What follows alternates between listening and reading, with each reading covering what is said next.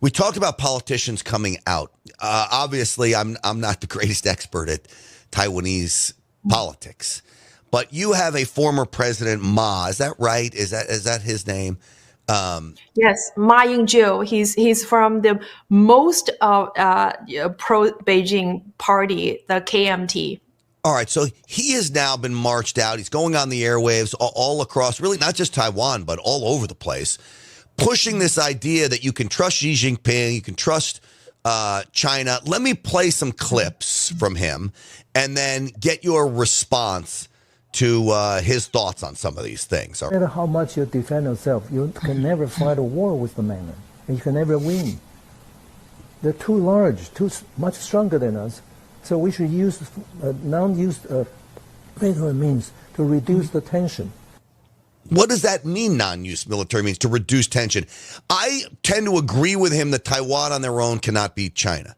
Now, you'd have to have the United States involved, but I'm not convinced under this administration, or quite frankly, under any administration, that the United States is going to get in an active military boots on the ground using our weapons against China for Taiwan. I'm not convinced that's going to happen. So what is the answer there, Nicole? Well, if you look at his narrative, that's Beijing's propaganda. And he's trying to tell the Taiwanese people that do not think about national defense.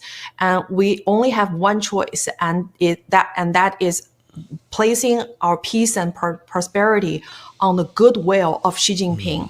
And that's the complete opposition to my personal conviction, which is peace through strength. I mean, how can you place your safety and prosperity on your enemy's goodwill? Xi Jinping is an evil dictator. He does not have the best interest, the Taiwanese people's best interest in their mind. In fact, he doesn't even care about the best interest of the people living in China. And that's why he's willing to sacrifice millions of Chinese people's life to fight a war. He doesn't care about his own people. And so I think that this narrative pushed by Ma Ying-jeou is actually, they came from Beijing's propaganda department. I'm sure and from it does.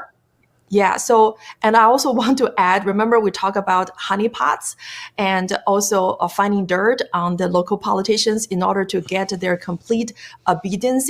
And that's what we learned from our whistleblowers inside China, that the CCP has got Ma Ying-jeou under complete control for many years. They have been monitoring his private personal life, and it is said that he's AC/DC, he's a bisexual man, and he doesn't want people to know that. And so that's how the CCP has using the honeypots and sex bribes to buy politicians and to make them a complete obedient servant to Beijing.